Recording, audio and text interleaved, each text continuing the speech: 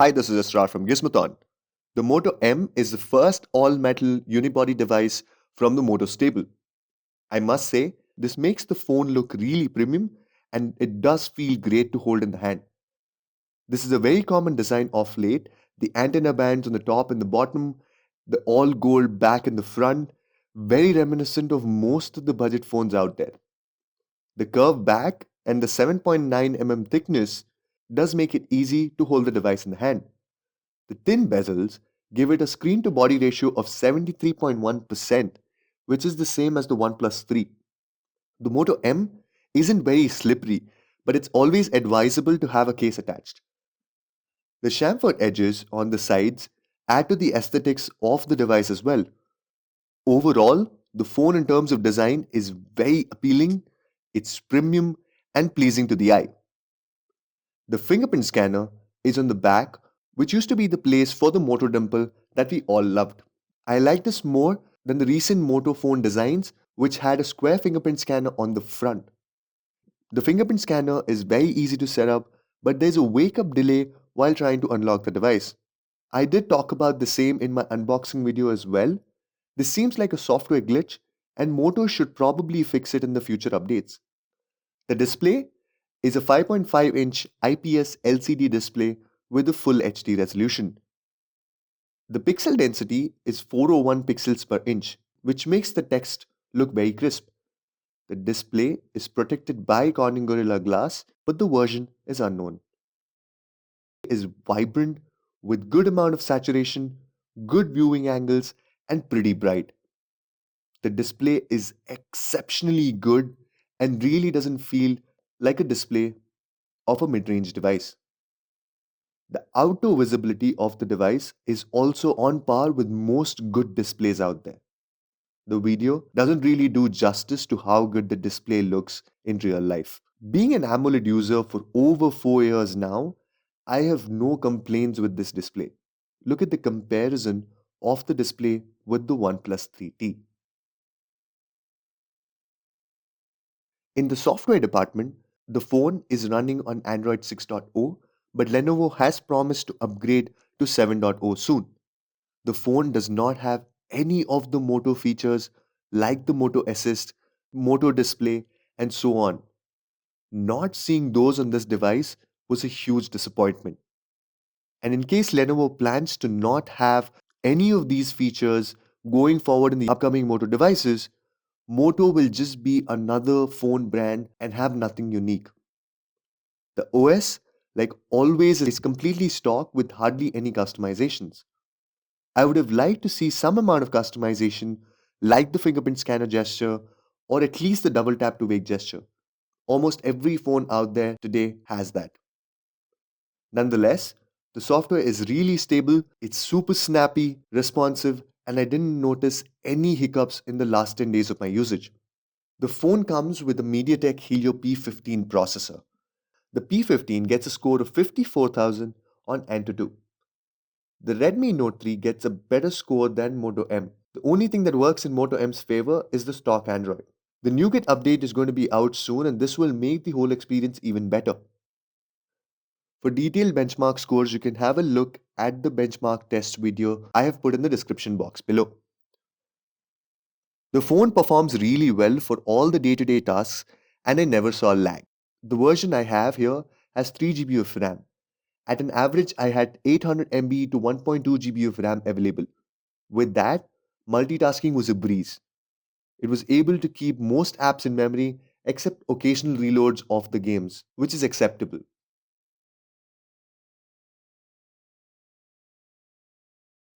In terms of gaming, low and mid graphics games like Pokemon Go, Clash of Clans, Angry Birds 2 worked flawlessly. But high graphic intensive games like the Asphalt 8 were very laggy. Putting Asphalt 8 in low graphics was better and was very much playable. Nova 3 and Unkilled worked great on the device. So the gaming performance was good from a mid-range device standpoint. The phone did heat up a bit during gaming, but it wasn't unbearably hot. So for overall performance, I will give this phone an 8.5 out of 10.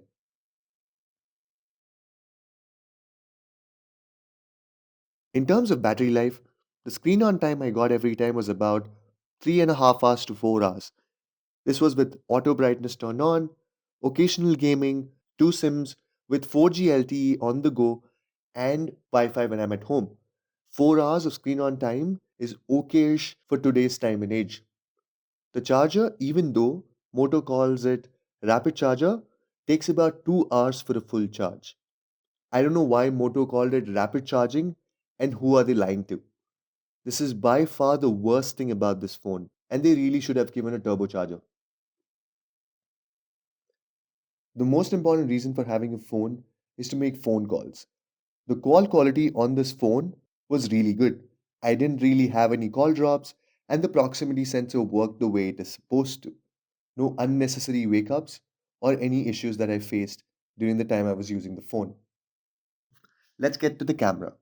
The camera app is very simple to use. All the options are very easily reachable. It doesn't have auto HDR, but you get a manual mode or a pro mode which you can use to click pictures. The focus is slow as it does not have laser autofocus. The photo quality using the 16 megapixel rear shooter during daylight was actually good. Color reproduction, detail, exposure, and sharpness was spot on.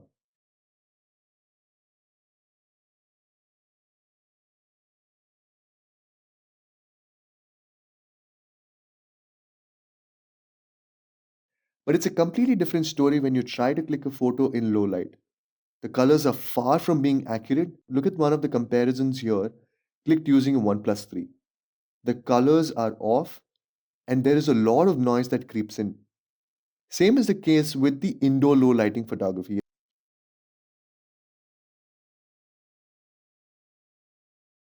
Front facing camera is an 8 megapixel shooter, which did a pretty decent job when it comes to clicking selfies. You can shoot 1080p videos using the camera. The video quality was acceptable. The phone does not have optical image stabilization, so you will need steady hands to take a video. All in all, camera is not the strongest points of the phone, but can do fairly decent job with occasional photos and selfies. I would give the camera a rating of 7 out of 10. Hopefully Moto can fix the color reproduction issue in the future update. This is the first phone from Moto to have the Dolby Atmos audio. The phone has a single speaker on the right side and is quite loud. The audio quality was good, doesn't distort on full volume, and has a good thump to it. I was pretty happy with the quality and occasional streaming on the device, and the speaker didn't make me wish for more. The Dolby Atmos audio enhancement doesn't make a lot of difference when you're listening to music using your speaker, but when you do attach your earphones and listen to music, it does make a huge difference. And I highly recommend you do your own settings based on your earphones and the kind of music you listen to.